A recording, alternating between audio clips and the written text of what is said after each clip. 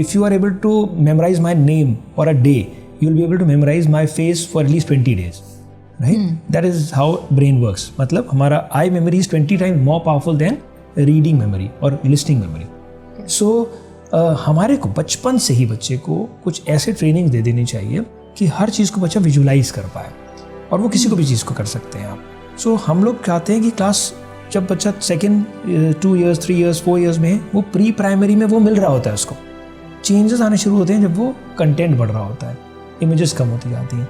तो right age would be 5 years 6 years के आसपास. You can start using these type of methods. These are simple mnemonic method. अगर आप search करेंगे तो you will get a lot of details on Facebook and Google and all. When you see a 2-year-old child, वो कभी यहाँ पे होंगे, फिर थोड़ी देर बाद वहाँ पे होंगे, फिर थोड़ी देर बाद वहाँ पे होंगे, और घर पे हर समय कोई उसकी हेलीकॉप्टर पेरेंटिंग नहीं कर पा रहा होता. So as a parent we start stopping them कि ये मत करो, वो मत करो. सो हम उनकी ग्रोथ को रोक रहे होते हैं. So that is the time when the child is looking for a peer group, right?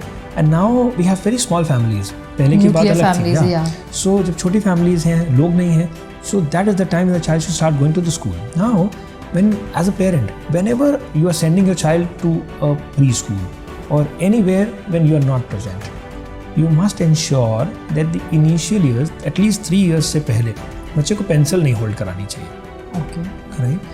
मतलब पढ़ाई की बात नहीं करेंगे हम लोगों को, सिर्फ उसको रेडी करना है एक्चुअल में क्लासेस के लिए.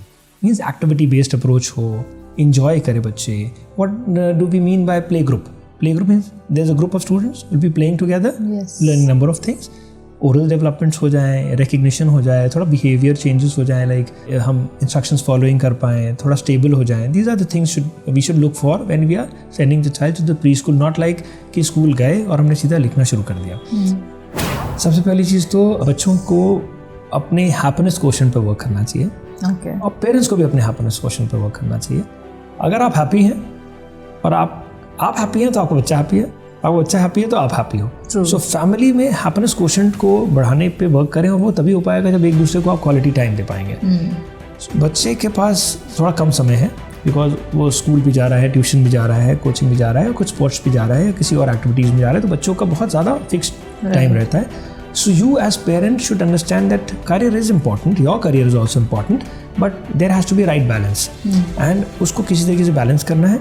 Money is very important, but not at the cost of your child's health and mental well-being.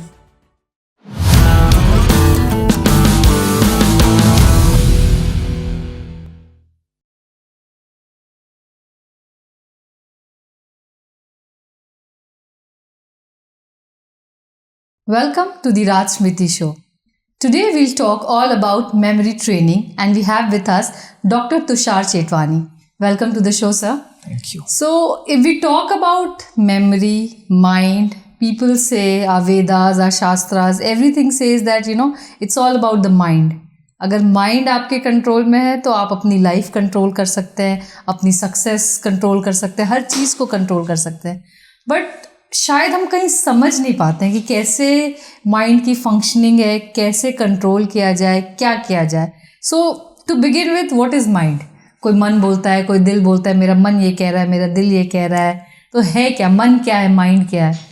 Okay, actually memory is the coordination of memory, mind and body. Okay, right? It's not that only mind और it's only body और it's only memory. It's a coordination of all three. Like if I have a pain in my stomach, right? Will I be able to concentrate? No. For instance, if I have an argument with my friend, will I be able to concentrate? No. So मेरा मन भी अगर control में नहीं है तभी भी मेरी मेमोरी अच्छी नहीं है, और अगर मेरा बॉडी में प्रॉब्लम है तभी भी मेरी मेमोरी ठीक नहीं है. So it has to be right balance, memory, mind and body का. तो मन का कंट्रोल करना मतलब कि राइट थॉट्स रखना. राइट थॉट्स रखने के लिए हमारे को जिस समय पे जो काम कर रहे हैं उस काम को करने के लिए 100% अगर फोकस्ड है तभी वो कंट्रोल हो सकता है. कॉन्सेंट्रेशन चाहिए. कॉन्सेंट्रेशन इज द की, और वो तभी हो सकता है जब राइट कोऑर्डिनेशन है between memory, mind and body का. ओके, सो अगर हम मेमोरी ट्रेनिंग की बात करें तो ये किस एज से शुरू होती है? कब, किस समय से हमें मेमोरी को, माइंड को ट्रेन करना चाहिए? जैसे अगर एक बच्चा होता है तो हम उसके न्यूट्रिशन का तो हमेशा से ख्याल रखते हैं कि क्या खाना है, किस समय खाना है, तो उसकी स्लीप कैसी होनी चाहिए. So our entire focus is on the body, is on the nutrition. But for an infant or a 5-year-old child, what should we do for the proper memory training? Or the right question would be कि हमें किस समय से mind पे memory की training पे काम करना शुरू करना चाहिए? देखिए, मेमोरी की सच कोई खास ट्रेनिंग नहीं होती है. There are certain methods. What I feel, there is nothing like good memory और bad memory. It's like method is the mother of memory, right? If you have the right method, your memory is good. If you have a wrong method, your memory is bad, right? So because if we do not have any neurological issue, then we have same memory. So the right age would be the moment we have any kind of content which is coming to us, we just have to use certain methods. Like, for instance, when a 2-year-old child starts going to the school, how that child is being taught? He's being taught like this. This is A for apple. See, this is an apple, right? वहाँ पे वो एक visual memory create कर रहे हैं बच्चे का. अब वो बच्चा थोड़ा सा बड़ा होता है, वो जब क्लास 1 में जाता है, उसको स्टोरीज वगैरह जब बताते हैं तो स्टोरीज भी एक फॉर्म होती है और एक ऊपर पिक्चर होती है. उस पिक्चर को बच्चा देखता है और उसके बाद बच्चा उसको अंडरस्टैंड करता है, something like this is happening, right? The child grows. Now he is in class 5. वो क्लास 5 में पहुँचता है, हिस्ट्री आ गया. अब अकबर, बाबर, हुमायूं सबके बारे में बात हो रही है और कंटेंट बढ़ रहा है और इमेजेस कम होती चली जा रही है, right? And there is the problem. Okay. There is the problem. And 9th में गया, अब वो periodic table आ गया, hydrogen, helium, lithium, boron, boron, carbon, nitrogen, oxygen, like this, and then there is no image. We have been designed by God in such a way that whatever we see and whatever we hear, there is a lot of difference. If you are able to memorize my name for a day, you will be able to memorize my face for at least 20 days. Right? That is how brain works. मतलब हमारा eye memory is 20 times more powerful than reading memory or listening memory.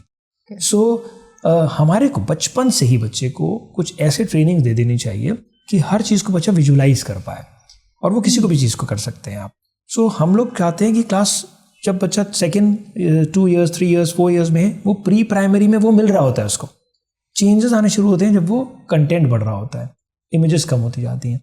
तो right age would be 5 years, 6 years के आसपास. You can start using these type of methods. These are simple mnemonic method. अगर आप search करेंगे तो you will get a lot of details on Facebook and Google and all. So that. So you said कि बच्चा 2 years के as से pre school जाता है. So coming to this question itself कि what is the right age to introduce education to a child? Because अगर हम foreign countries की बात करें तो वहाँ आई थिंक 6-7 years होता है. मतलब बच्चे किंडरगार्टन जाते हैं या वैसे प्ले ग्रुप सेटिंग्स में जाते हैं, but formal education is not introduced to children abroad. Whereas in India अभी का जो ट्रेंड है, आई डोंट नो पहले में क्या किया जाता था गुरुकुल सिस्टम में, बट अभी जो जिस तरह के स्कूल्स और कॉलेजेस हमारे पास है, तो वी सी कि 1.5 साल में भी एडमिशन हो रहा है. देयर आर स्कूल्स जो 1.5 years में बच्चों के एडमिशन ले रहे हैं, एंड जहाँ पे आई थिंक वर्किंग पेरेंट्स हैं, तो as good as 9 months, 1 year बच्चा चलने लगा है, they send them to a creche और अ किंडरगार्टन, एंड जहाँ पे उनको पढ़ना ही आई थिंक सिखाना शुरू कर देते हैं. The pencil is given, the crayons is given. So what according to you is the right age to introduce your child to formal education? Right, बहुत इंटरेस्टिंग क्वेश्चन है ये, और ये क्वेश्चन बहुत बार लोग पूछते हैं. The right age for the child to go to a school is when the child is able to do number of activities at home which the parents are not able to channelize. Okay. When they are trying to stop the child for each and everything, don't do this, ये नहीं करो, यहाँ मत जाओ. जो hyper active बच्चे होते हैं. हाइपर नहीं, सारे बच्चों के साथ ऐसा होता है. अच्छा. When you see a 2-year-old child, वो कभी यहाँ पे होंगे, फिर थोड़ी देर बाद वहाँ पे होंगे, फिर थोड़ी देर बाद वहाँ पे होंगे, और घर पे हर समय कोई उसकी हेलीकॉप्टर पेरेंटिंग नहीं कर पा रहा होता. So as a parent we start stopping them कि ये मत करो, वो मत करो. So हम उनकी ग्रोथ को रोक रहे होते हैं. So that is the time when the child is looking for a peer group, right? And now we have very small families. पहले की बात अलग थी. Yeah. So जब छोटी families हैं, लोग नहीं हैं, so that is the time when the child should start going to the school. Now, when as a parent, whenever you are sending your child to a preschool or anywhere when you are not present, you must ensure that the initial years, at least 3 years से पहले, बच्चे को pencil नहीं hold करानी चाहिए. Okay.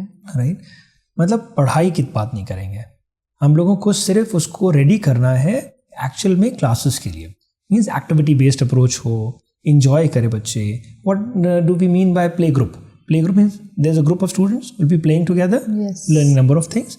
Oral developments हो जाएं, recognition हो जाए, थोड़ा बिहेवियर चेंजेस हो जाएं, लाइक हम इंस्ट्रक्शंस फॉलोइंग कर पाएँ, थोड़ा स्टेबल हो जाएं. These are the things we should look for when we are sending the child to the pre school. Not like कि स्कूल गए और हमने सीधा लिखना शुरू कर दिया.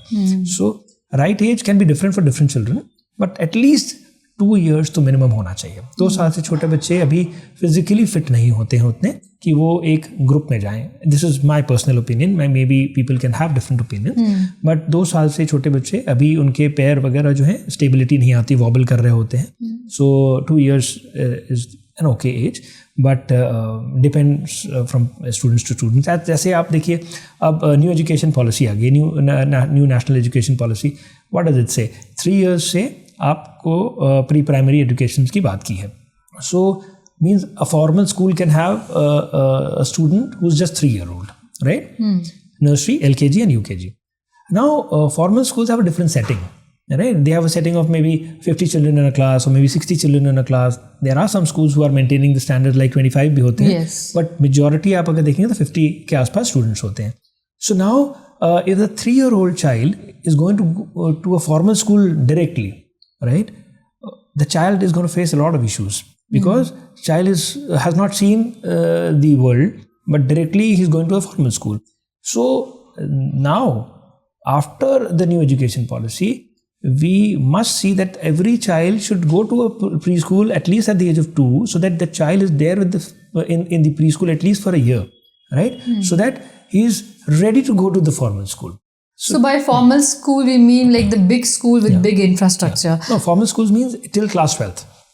So till, I mean, so they have a huge infrastructure. Yes. So as you say that a 3-year-old child will be quite overwhelmed when you are in that kind of a setting, because you're seeing lot of people, big buildings, you don't know where to go, how to go. And when we talk about a play school, so they have a smaller structure, you know, they have just 2-3 classes, 25, 30, 40 students, or maybe the entire school would have 100, 150 students at the max. So that is a better setting for a 3 to 6 year old child as compared to huge schools wherein now this is part. Especially when we talk about the safety and security of the child. Yes. Means when you talk about a formal school, they have more children, right? When they have more children, so it is a little difficult for them to manage. But here in a preschool, there is a limitation of number of students in the class. 15 to 18 students are there in the class. There is one teacher, one attendant is also there. When you talk about a formal school, there are 50 children in the class, or maybe 40 children, and there is maybe an attendant or may not be an attendant there. So it becomes a little difficult for the children also, because they are on their own when they are in the formal school. Right. So right age would be 2 years to go to a preschool, and then parents can decide when they have to move to the formal school. You also said that children are very hyper active, and if you see that those hyperactivity in your child, that's the time you should introduce them to a school. Is it that, you know, in India we have a lot of hyperactive students and children? Because when I have been abroad to several countries, I've always seen that Indian बच्चे ज़्यादा शोर मचाते हैं, ज़्यादा, you know, they'll never stand in a line, they will never listen to instructions as compared to their Chinese, Japanese, American or, you know, UK counterparts. Their kids are very stable, बहुत शांत. उनके parents अगर उनको बिठा दिया कि यहाँ बैठो तो वो वहीं बैठेंगे, हिलते नहीं है. हमारे बच्चे अगर यहाँ छोड़ के गए तो कभी नहीं मिलेंगे. So I mean, what do you think? Is that naturally a case, or it's just a assumption? Maybe, honestly speaking, I have not seen foreign kids like this. So but here we can see, if you talk about Indian kids, तो ये चीज़ें आप बिल्कुल ठीक कह रहे हैं कि स्टेबिलिटी का थोड़ा इशू रहता है, बट उसके लिए कई सारे फैक्टर्स वो होते हैं रिस्पॉन्सिबल, कि हम एज पेरेंट्स भी जो है ना कहीं स्टेबल नहीं होते हैं आजकल. So if you see everybody is running around here and there, moving here and there, so when we are not stable, how can we expect our children to be stable, right? You also mentioned mnemonics, you know, is kind of a memory training thing. So please tell us something about that. See, mnemonics is a subject. It can help you memorize any subject, right? Whether it is English, Hindi, Latin, Greek, you know, Sanskrit, anything. So what we can see is, पढ़ाई को हम लोग 4 divide कर सकते हैं 4 parts में. एक हो गया आपका एनीथिंग रिलेटेड टू नंबर्स, जिसमें melting point, boiling point, atomic number, atomic mass, square root, cube roots, ये सारे आ गए. एक हो सकता है थ्योरी, जिसमें कि आपका हो गया long answers, short answers, definitions, ये सारी चीज़ें, कोटेशंस.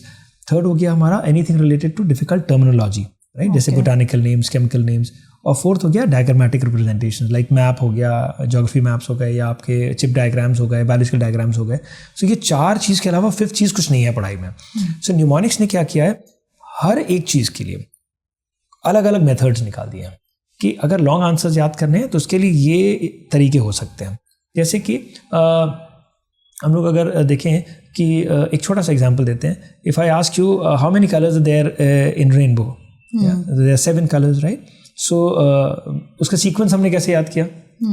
विबग्योर से. So VIBGYOR is what? This is one of the tiniest method of mnemonics which says acronym.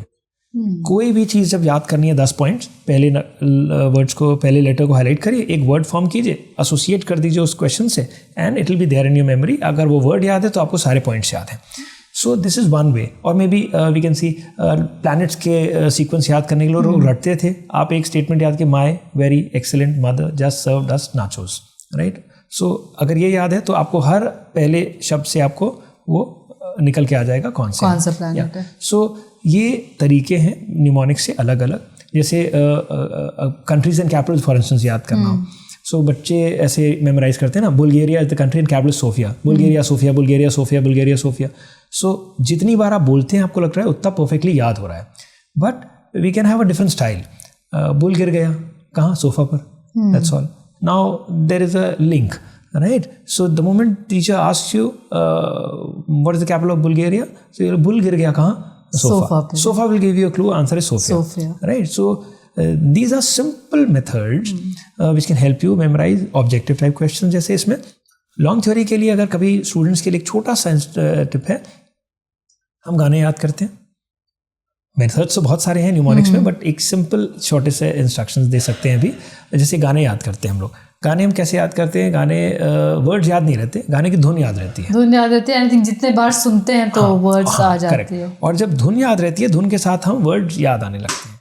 या अगर आप देखें लोगों को जब मंत्र उच्चारण करते हैं, राइट, आप देखेंगे महाराज जी और पंडित जी लोग अगर जब उच्चारण करते हैं तो उनका देखेंगे एक टोन होता है ना, एक टोन में वो लोग पूरा मंत्र उच्चारण कर रहे होते हैं. So they have memorized it with the help of a tone.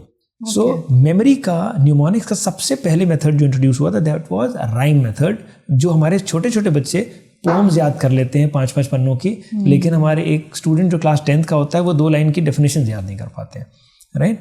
सो जब कोई आंसर याद ना हो उसको एक कुछ धुन बना दें.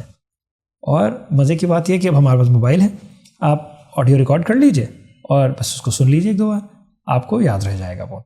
That is how you can memorize a very long answer also, right? So this is a clue that I'm giving them.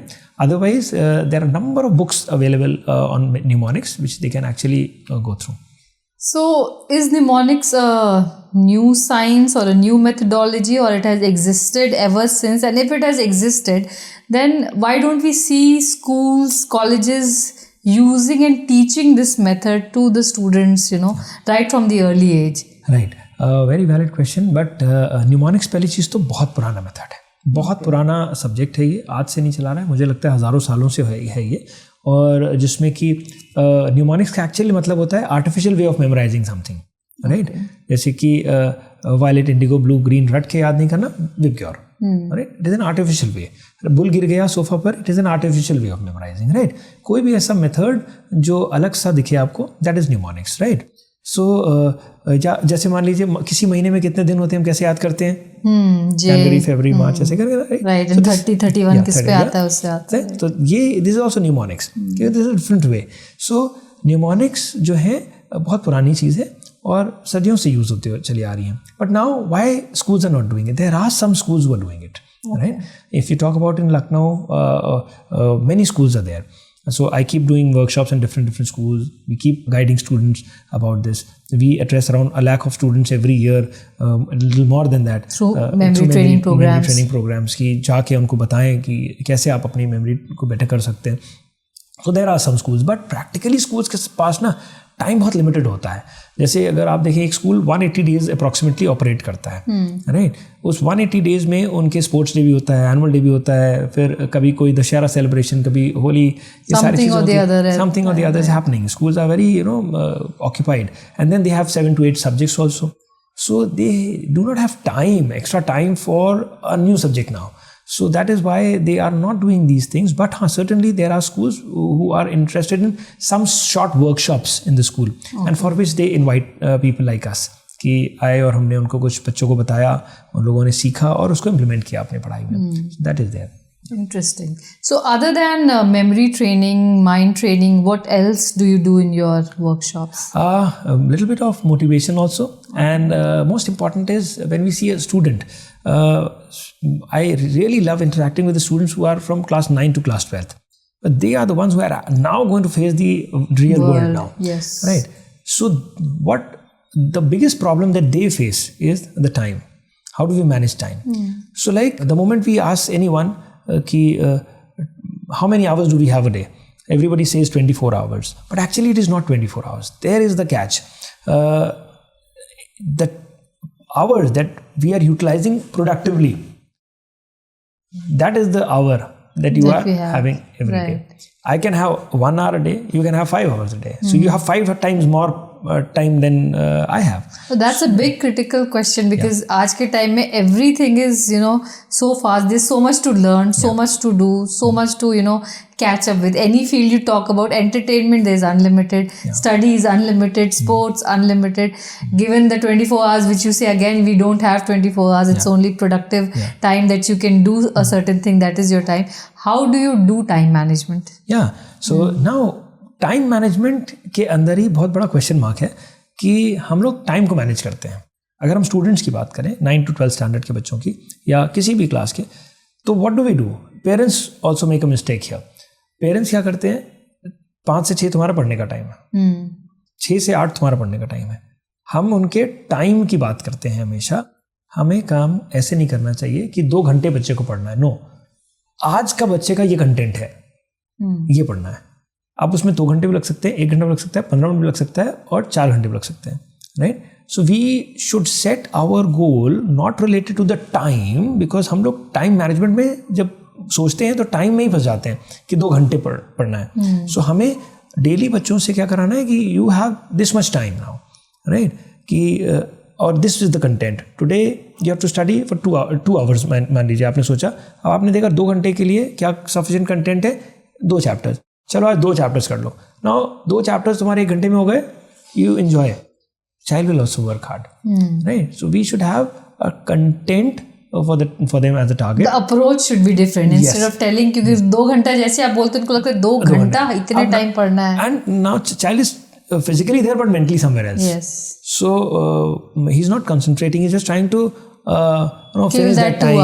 2 hours. तो वो दिमाग नहीं लगता है. So हमें कंटेंट देना है और वो कंटेंट बच्चा आप देखेंगे, आपका अगर थॉट्स हैं कि वो 2 घंटे में कंप्लीट करेगा, वो आपको 1 घंटे में कंप्लीट करके दिखा देगा. But child should have that liberty कि हाँ 1 घंटे में हो गया, तो ही शुड एंजॉय. राइट. उसके बाद ये नहीं बोलना चाहिए कि अब 2 चैप्टर और पढ़ लो, तो अब जो बच्चा है, व्हिच एक्चुअली मदर्स डू. जब फर्स्ट स्टेप समझ जाते हैं तो कहते हैं wow, I can now exploit my child a little more. Right. So there is the problem. So वो नहीं करना. And the worst part is that time flies. But the best part is we are the pilot. Yes. उड़ेगा उतना ही जितना हम उड़ाना चाहेंगे. So time को बहुत कंट्रोल में बच्चों को रखना चाहिए. So this is one message which is really important, because अगले 5 to 7 years जो 11th 12th में हैं, उनके लिए वो डिटर्मिन करेगा कि उनके बच्चे उनके पेरेंट्स जो हैं उनके नाम से पुकारे जा रहे हैं या वो अपने पेरेंट्स के नाम से पुकारे जा रहे हैं rest of the life. So very important years. So 5 to 7 years are very crucial for students who are in class 11th and 12th. So that is there. You said that किसी के पास 1 घंटे का प्रोडक्टिव टाइम हो सकता है, किसी के पास 5 घंटे का प्रोडक्टिव टाइम हो सकता है. Is there any factor that determines this? Because we both have 24 hours, but then how can I be productive for 5 hours and you can be productive for 1 hour? Yeah. So say ना, जिस चीज़ का कोई time नहीं होता वो या तो बहुत हो रहा होता है या तो बिल्कुल नहीं हो रहा होता है. राइट. जैसे कि फॉर इंस्टेंस ब्रश करने का टाइम है, we'll certainly do every day. Right. मुझे स्कूल जाने का टाइम है, सर्टेनली वील गो. राइट. अब मान लीजिए मोबाइल यूज़ का कोई टाइम नहीं है, हम पूरा दिन यूज़ करेंगे. Right. So we have to have time for everything. Right. If we have time like for instance extra time कहाँ से मिलेगा? जिसके पास कम समय है वो 100% कहीं डिसऑर्गेनाइज्ड है. उसको थोड़ा सा ऑर्गेनाइज करना पड़ेगा अपने को, और देखेगा वो, उसको खुद पता है कि कहाँ पे मेरा टाइम एक्स्ट्रा वेस्ट हो रहा है. सो जैसे मान लीजिए मोबाइल ही है, मोबाइल यूज़ करना खराब बात नहीं है, लेकिन बहुत ज़्यादा मोबाइल यूज़ करना या एवरी मोमेंट यूज़ करना is not correct for the students especially. Right. So we can fix up a time 9 to 9:30 only mobile. जो करना है उस half an hour में आप कर लो. It's okay. So you'll be able to save at least an hour every day. Because जब आपका जरा सा notification आता है तो you just move there. Correct. And you forget everything. कि हम क्या कर रहे थे. तो टाइम तो बचाना पड़ेगा, because time everybody has same. तो हमें खुद पता है कहाँ पे हमें टाइम बचाना है. जैसे बहुत सारे लोगों को मैं देखता हूँ, पेरेंट्स को बहुत दूर दूर अपने बच्चों को स्कूल्स भेजते हैं. So every day they are actually on road for 2 hours. So 10% of the time is gone. So school should be very near to you. You can compensate on certain things. अगर इसमें school में कुछ थोड़ा सा कम भी है तो आप कैसे कॉम्पनसेट कर सकते हो as a parent, you should look for. So we should just start saving time for the children, and they should have ample time to enjoy also every day. If they are not having, then it is a problem, because only studies will make them a dull child. This we have always heard, कि पढ़ोगे लिखोगे बनोगे नवाब, इन खेलोगे कूदोगे बनोगे खराब. And I think class 5-6 तक तो हम बच्चों को खेलने देते हैं, but the moment you are in standard 8 and boards का pressure आना शुरू हो जाता है, that play time is being used for the study time, the tuition time and coaching time. So what should people do?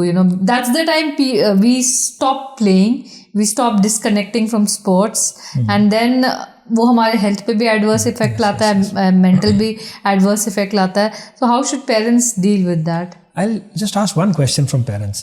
अगर उनको लगता है स्पोर्ट्स नहीं हो पाता है 8th स्टैंडर्ड के बाद, सो एक चीज़ हम बोलें अगर कि पेरेंट्स वर्क कर रहे हैं कहीं, और हम कहें कि अब आपको संडे और सैटरडे को भी छुट्टी नहीं मिलेगा, है ना.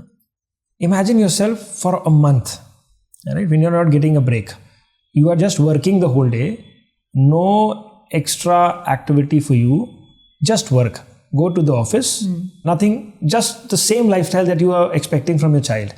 If you are ready to have that for a month, your child will have it for the rest of the life. He is ready. So we are not ready. So now then we say कि बच्चे को तो अभी future बनाना है, right? Believe me, sports या कोई भी extra activity बच्चे के लिए बहुत इंपॉर्टेंट है, क्योंकि डेली हमें रिलैक्स करने की बहुत ज़रूरी है. आपने अपना सेशन स्टार्ट किया था माइंड से. हमारा माइंड कैसे हमारे कंट्रोल में रहेगा जब तक हम उसे रिलैक्स नहीं करेंगे. हमें उसे रिलैक्स कराना है. कोई ऐसी एक्टिविटी, किसी को क्रिकेट अच्छा लगता है वो क्रिकेट खेले, किसी को बॉक्सिंग अच्छा लगता है वो बॉक्सिंग खेले, किसी को स्विमिंग अच्छा लगता है स्विमिंग करे, किसी को गाना गाना अच्छा लगता है या वो करे. मेरी डॉटर को शूटिंग अच्छा लगता है, वो शूटिंग करती है daily, every day 2 hours she goes. चाहे एग्जाम हो चाहे कुछ हो, she will go for the shooting. So she enjoys it. And I feel कि स्पोर्ट्स वगैरह जब आप जाते हो तो उससे कुछ चीज़ें और एड ऑन्स होती हैं. एक तो आपका बच्चा रिलैक्स रहेगा, दूसरी चीज़ की डिसिप्लिन में आएगा, उसको टाइम मैनेज करना आएगा, उसका बहुत सी चीज़ें ऐसी हैं जो टीम बिल्डिंग होती है. वो हारना सीखता है, सबसे इम्पोर्टेंट वो हारना सीखता है. जो हमारे बच्चे रियल वर्ल्ड में कई बार उनको हार फेस नहीं कर पाते हैं. एक स्पोर्ट्समैन को हारना आता है और हार को एक्सेप्ट करना आता है, क्योंकि every time we can not win. You can not win. या so this is important. So sports is important. Parents को हमारी तो रिक्वेस्ट रहेगी 12वीं तक भी बच्चे अगर हैं तो भी करने दें स्पोर्ट्स. स्पोर्ट्स बहुत बच्चे को डिसिप्लिन और अच्छी चीज़ें सिखाता है. So coming like sports is important, time management is important, your memory training is important which you can do through mnemonics and other various aspects. What role does food play in our overall development and when it comes specifically to mind and memory training? See, जैसे एक plant है, एक plant को हम जब लगाते हैं, seed को जब हम डालते हैं उसमें, सो उसके लिए क्या क्या इंपॉर्टेंट है. एयर भी इंपॉर्टेंट है, उसके लिए वाटर इंपॉर्टेंट है, उसके लिए खाद इंपॉर्टेंट है, उसके सनलाइट इंपॉर्टेंट है, हर चीज़ इंपॉर्टेंट है ना. वैसे ही हमारे ब्रेन के लिए राइट फूड बहुत इंपॉर्टेंट है. उसको जैसे फूड मिल रहा है वैसे हमारे ब्रेन के लिए फूड इंपॉर्टेंट है. सो मेरी रिक्वेस्ट पेरेंट्स से ये है कि पहली चीज़ तो जितना कम से कम हो सके पैक्ड फूड, जितना कम से कम पैक्ड फूड अपने बच्चे को देंगे उतना बेटर होगा. Second is every day you should start your day with a fruit. खाली पेट आपको फ्रूट्स लेने चाहिए. Fruits are very good for you. Fruits बच्चों को स्टार्टिंग से हैबिट दीजिए. उसमें मान लीजिए if you are having an apple every day in the morning, apple has boron in it which is very good for your brain.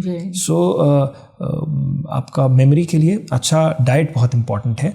सो उसके लिए fruits, salads, जितना रॉ आप खा सकते हैं उतना अच्छा रहेगा आपके लिए.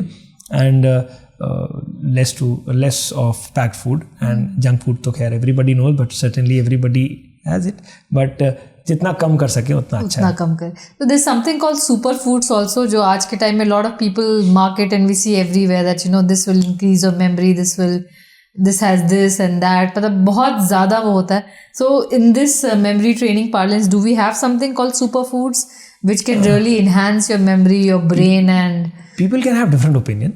Okay. I am totally against it. Anything which is not natural cannot help you in growth and development, growing your brain. So भगवान ने जो आपको चीज़ दी हुई है पहले से, आप उसको यूज़ कीजिए. वॉलनट्स खाइए, ड्राई फ्रूट्स लीजिए, आप फ्रूट्स लीजिए, आप सैलड लीजिए, आपको खुद अच्छा लगेगा. And when you eat light food ना, जब इस तरीके की फूड आप खाते हो, सो आपको खाना खाने के बाद थकान हो जाती है ना, नॉर्मली बहुत खा लिया, आप थोड़ा आराम करेंगे. So your food should give you energy, not like instead of making you sluggish. So आपको अपनी जो डाइट है उसमें फ्रूट इंटेक बहुत अच्छा रखना चाहिए, और ये सुपर फूड की तरफ थोड़ा कम जाना चाहिए. देखिए आप कितने सारे केसेस आ रहे हैं कि प्रोटीन सप्लीमेंट्स एंड ऑल से क्या क्या प्रॉब्लम्स आती हैं. So we should really avoid, we should enjoy what God has given us. Yes. I think mostly जितनी भी man-made चीजें हैं, those are the cause of our real problems, and whatever is natural and God-made is good for us and good for the environment as well. Yes. So coming to the next question, like you have the right food, you're playing, you're studying, everything is there. But a lot of times students are not able to concentrate. So how do you improve your concentration, or what is it that you should do that you can, you know, concentrate for a longer period of time to anything that you're doing?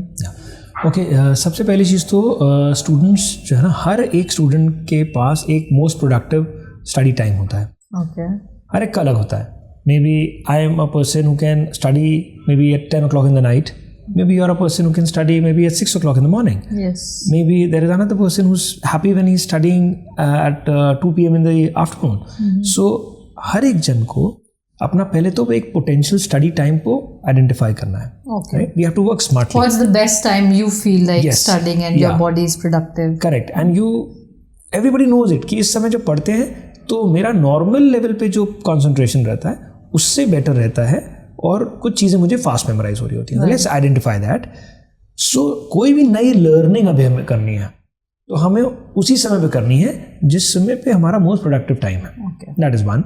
Second step would be कि अब मेरा बीच का भी एक period होगा जिसमें कि कभी पूरा कॉन्सेंट्रेशन होता है, कभी नहीं होता है. That is the time which we should keep for the revision part. Right, anything that we have memorized, let's revise it. Then there'll be a third part also जब मेरा मन नहीं लगता है, but as a student I need to study. So क्या करेंगे? That is the time which we can use for any subject जिसमें में hands का भी movement होगा, जैसे कि mathematics, जो हमारा practical subjects हैं, या diagrammatic representation जिसमें करनी है, something like this, right? So एक तो हमें ये चीज़ देखना है. Secondly, हमारा जो concentration है स्टूडेंट्स का आजकल बहुत गड़बड़ हो चुका है. वाई?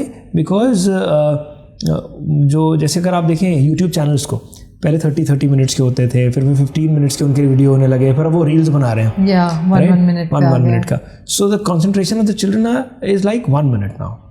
सही 1 minute भी एट टाइम्स नहीं होता है. वो रील को भी 2 सेकंड में देखते हैं, मुझे नहीं देखना है. So we are like this thing की concentration span has gone down. So now the students should do what? अपने कंसंट्रेशन स्पैन को इंक्रीज करने के लिए कुछ एक्सरसाइजेस कर सकते हैं, जो हमारी बुक में है मेमोरी इन्फिनिट में. They can refer that, and उसमें हम लोगों ने दी हुई है कुछ exercises. But at the same time अपना ड्यूरेशन जो है स्टडीज़ का, उस पर भी एक फोकस करना है. जैसे स्कूल है, स्कूल के सिनेरियो में क्या होता है कि एक पीरियड होता है 35 मिनट्स का, 40 मिनट्स का. Then there is a break, another teacher comes and then she'll start teaching another chapter, right? Another subject rather. So हम उस 4-5 मिनट में क्या करते हैं? We enjoy, right? We talk to each other, we eat something, we drink something, you know. And then there's another teacher who's coming with a different chapter, different subject, right? So हमें 2 चीज़ का और ध्यान रखना है. हमारा brain को अलग अलग चीज़ें लेने की आदत होती है. सो और बहुत लंबे ड्यूरेशन ना पढ़ाई करें स्टूडेंट. 40 मिनट से ज़्यादा एक सिटिंग में ना पढ़े. I am not saying that only 40 minutes a day, but I am saying 40 minutes in one sitting, then take a break of 10 to 15 minutes. उसमें आप पानी पी लीजिए, कुछ खा लीजिए, फ्रेंड से बात कर लीजिए, बट मोबाइल पे कुछ देखने मत लगिए, मतलब वो फिर एंडलेस हो जाता है. एंडलेस हो जाएगा. सो वो नहीं करेंगे हम. एंड उसके बाद what we can do is we can have a combination of subjects, right, to keep things interesting for ourselves. Maybe अभी हिस्ट्री हमने पढ़ा, after the break maybe we can come up with something like biology हमने पढ़ ली. सो एक तरफ numbers की बात हो रही थी, एक तरफ नंबर्स की बात नहीं हो रही है. सो हमारा ब्रेन ज़्यादा एक्टिव रहेगा. सो ड्यूरेशन पे एक वर्क करें, एक अपना मोस्ट प्रोडक्टिव टाइम पे ध्यान दें, एंड अपने कॉन्सेंट्रेशन की कुछ एक्सरसाइजेज हैं, जिसमें से एक मैं आपको बता देता हूँ. हमारा जो ब्रेन है लेफ्ट साइड और राइट साइड, राइट, हर रोज़ हमारे कुछ न्यूरॉन्स जो हैं, कुछ ब्रेन सेल्स हमारी जो हैं वो स्लीप मोड में चली जाती हैं अगर हम यूज़ नहीं कर रहे होते हैं. सो हमें उसको एक्टिवेटेड रखना है. So every day what we can do is हम अपने नॉन डोमिनेंट हैंड, जैसे राइट हैंड मेरा है, मैं आई एम राइट हैंडेड, तो मैं राइट हैंड से लिखता हूँ, ज़्यादा काम मैं राइट हैंड से करता हूँ. सो या ब्रश करते हैं हम राइट हैंड से करते हैं. डेली कोई 1 से 2 एक्टिविटी हम लोग करेंगे जो अपने नॉन डोमिनेंट हैंड से करेंगे, राइट. जैसे कि ब्रश कभी करके देखें आप लेफ्ट हैंड से, या one sentence we can write with the help of left hand. So we are activating the sleeping cells जो हमारे ब्रेन में है. So थोड़ा सा effort लगता है, otherwise effortless चीज़ें हो रही होती हैं. तो this can be one exercise, but there are other exercises which can actually help you in improving your concentration also. So which are there in my books also. So we'll talk on that, but before that explain us the concept of right brain and the left brain.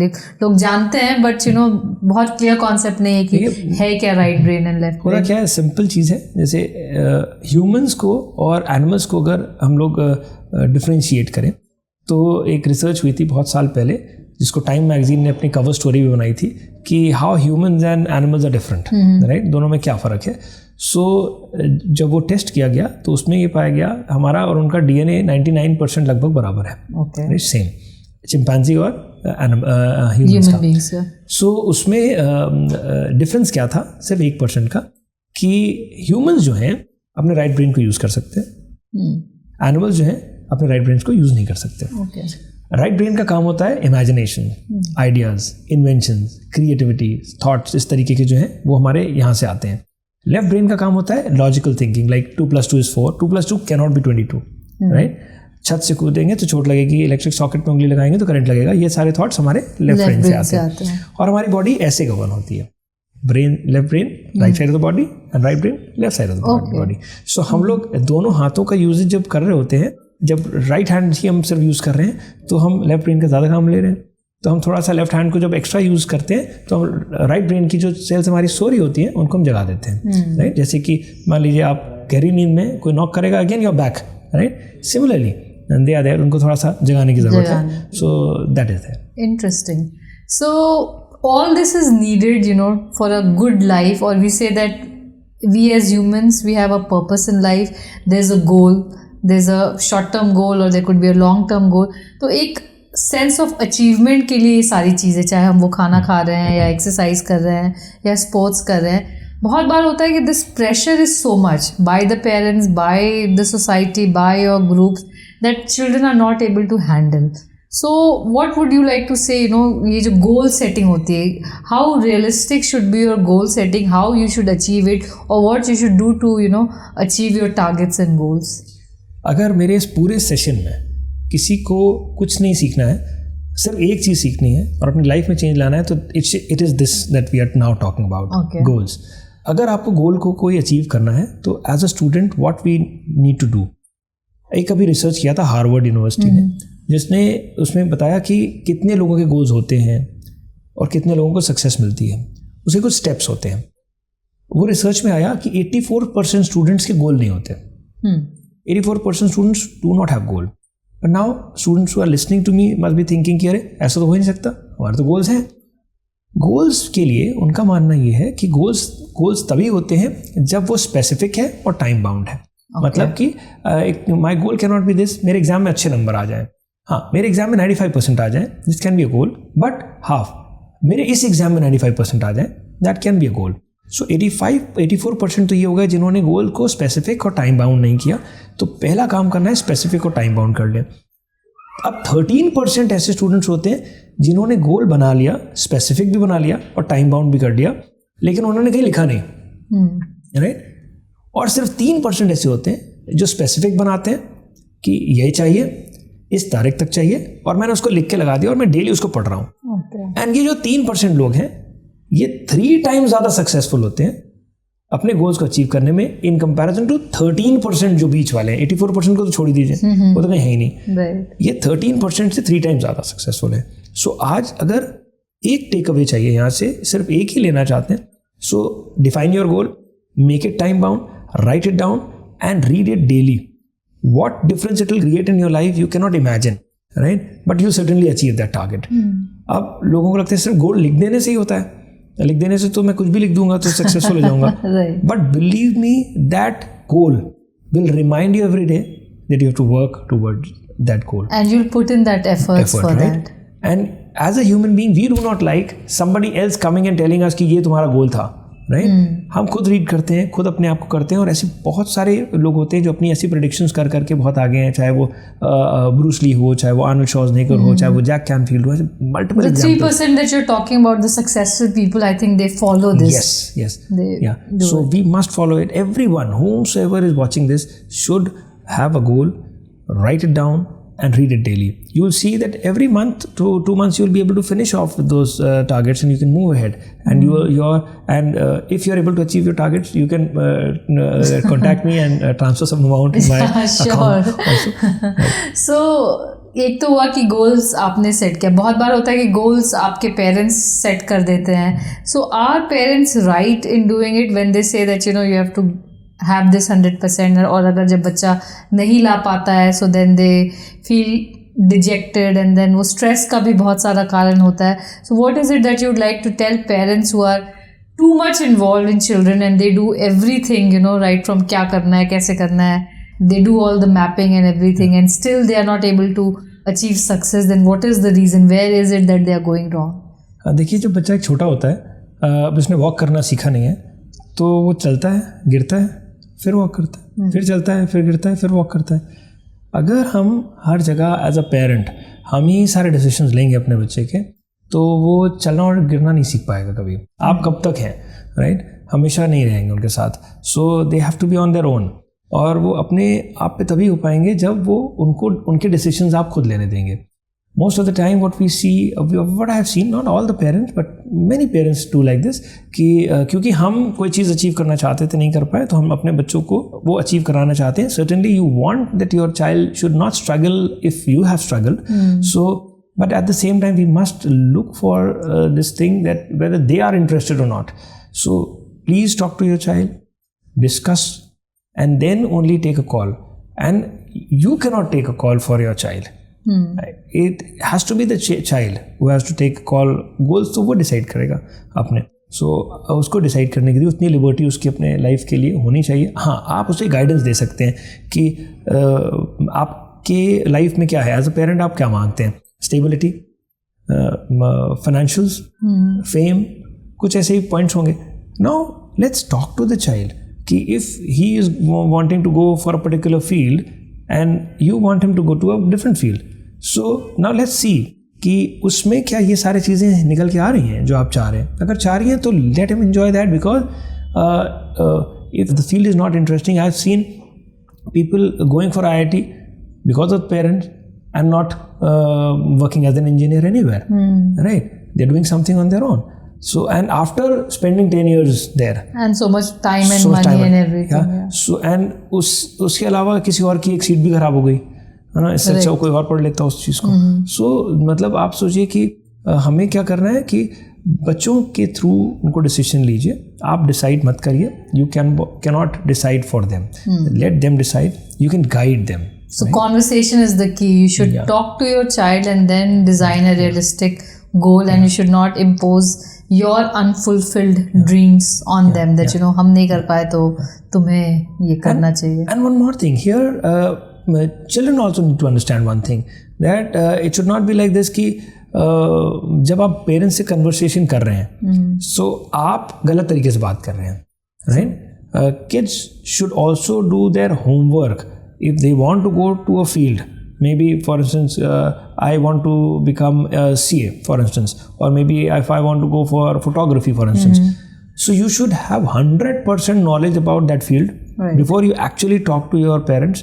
कि आपको 100% knowledge होना चाहिए कि ये field कैसे operate करता है, उसमें आपकी लाइफ आगे क्या होगी, कौन से कॉलेजेस से आपको पढ़ना पड़ेगा, क्या चीजें होंगी, मतलब आपका what are the skill sets you require to pursue that course. Yeah, so you have to have a project report for that. Then only you can talk to the parent. Right. So not like this that you start fighting and just trying to prove your point, which actually some teenagers are doing that way. So there has to be a conversation, as you rightly said. Yes. Yeah? You're also an author and you have done 2 books. Tell us about your books, how we can benefit from that. What is the subject matter covered in it? Yeah, the first book is on Memory Infinite, on which I have discussed about how you can memorize your subjects. So that is one. Second is Exams Decoded, in which I have actually thought of explaining students कि जब आप कोई चीज़ पढ़ते हैं या exams के लिए जा रहे होते हैं, या तो आप सक्सेसफुल होंगे या तो आप सक्सेसफुल नहीं होंगे. अगर आप सक्सेसफुल होंगे तो आपको सक्सेस कैसे हैंडल करनी है, because many of time you must have seen 10th standard में बच्चे बहुत से नंबर लिया, 11th में नहीं अच्छे ला पाया, right? You are not able to handle that success, right? So success handling is also very important. And sometimes it happens that 10th में या किसी भी एग्जाम में अच्छा नहीं कर पाए, फेलियर्स मिल गए, हमने बना लिया कि मैं तो फेल ही हो रहा हूँ, right? How do we handle that failure? So success को भी हैंडल कैसे करें, फेलियर्स को भी कैसे हैंडल करें, उसको हमने अपनी एग्जाम्स डिकोडेड बुक में एक्सप्लेन किया है. एंड एग्जाम्स से पहले कैसे अपने आप को मेंटली फिट रखें, एग्जाम के दौरान कैसे करें और एग्जाम के बाद कैसे करें, ये तीनों स्टेप्स आपको पता होने चाहिए. तो ये मेरे उस बुक में है. So this is there. Okay, and it's available on Amazon. Yeah, on all the platforms. So it's Memory Infinite and Exams Decoded. Yeah. Nice. So coming to the last segment, what is the message that you would like to give to our audience? You yourself, you are a parent, you have a child, you are dealing with, right from toddler tantrums to teenage tantrums. So, to have a healthy, happy family, for the child to succeed well, for the parents to have their mental cool कि भाई exams के time हमने देखा है कि बच्चों से ज़्यादा पेरेंट्स परेशान हो जाते हैं, फिर रिस्ट्रिक्शंस हो जाती है एग्जाम्स का टाइम में, खेलने नहीं जाना, ये नहीं करना, वो नहीं करना. So from that perspective what is your message to parents, to children, to everyone out there? सबसे पहली चीज़ तो बच्चों को अपने हैप्पीनेस क्वेश्चन पे वर्क करना चाहिए. Okay. और पेरेंट्स को भी अपने हैप्पीनेस क्वेश्चन पे वर्क करना चाहिए. अगर आप हैप्पी हैं और आप हैप्पी हैं तो आपका बच्चा हैप्पी है, आपका बच्चा हैप्पी है तो आप हैप्पी हो. सो फैमिली में हैप्पीनेस क्वोशेंट को बढ़ाने पे वर्क करें, और वो तभी हो पाएगा जब एक दूसरे को आप क्वालिटी टाइम दे पाएंगे. बच्चे के पास थोड़ा कम समय है, बिकॉज वो स्कूल भी जा रहा है, ट्यूशन भी जा रहा है, कोचिंग भी जा रहा है, कुछ स्पोर्ट्स भी जा रहा है, किसी और एक्टिविटीज़ में जा रहा है, तो बच्चों का बहुत ज़्यादा फिक्स्ड टाइम रहता है. So you as parents should understand that career is important, your career is also important, but there has to be a right balance. And उसको किसी तरीके से बैलेंस करना है. Money is very important, but not at the cost of your child's health and mental well-being. So happiness quotient पे खूब work करना चाहिए. और बच्चों को एग्जाम टाइम में घर की पैनिक सिचुएशन कोई भी ना करे. All the mothers and fathers, खास तौर से आई हैव सीन मदर्स के एग्जाम्स चल रहे होते हैं बच्चे से ज़्यादा. फादर तो थोड़े कूल होते हैं ज़्यादातर, mothers are like more this thing. So mothers should relax a little. numbers will never define your success. Numbers can make you feel happy for some time, some moment, but money number is not the deciding factor. So इतना आना चाहिए that child should be happy. Happiness question पे work कीजिए. और आजकल बहुत stress है बच्चों के ऊपर, वो स्ट्रेस का कारण हम लोग ना बने एज अ पेरेंट कम से कम, राइट. सो कंटेंट बहुत है, बहुत नंबर्स का बात है. हम लोगों के ज़माने में 75% was like something, but now 75% everyone has 99.9 percentile. अगर हम एग्जाम्स के रिजल्ट्स देखें तो हर स्कूल में 4-5 बच्चे हैं जिनके 99.9 परसेंटाइल मार्क्स आ रहे हैं. Correct. So work on the happiness quotient, that is most important. खूब enjoy करिए लाइफ में. happiness अगर है तो बीमारी भी नहीं है, happiness अगर है तो पढ़ाई भी अच्छी है, happiness अगर है तो concentration भी अच्छा है, और happiness अगर नहीं है तो आपका मन ही नहीं लगेगा पढ़ने में. Correct. And I think if that happiness quotient is missing, even you have any amount of money, flats, cars, whatever, if there's no happiness, it all becomes meaningless. And I guess whatever we are doing to be happy. Yes. So that is the main element. So very nicely pointed out, and it was lovely having you, Dr. Tushar, and wish you all the best for training thousands and thousands of students across the globe. Thank you so much, ma'am. It was pleasure being here. Thank you so much. Thank you. Thank you.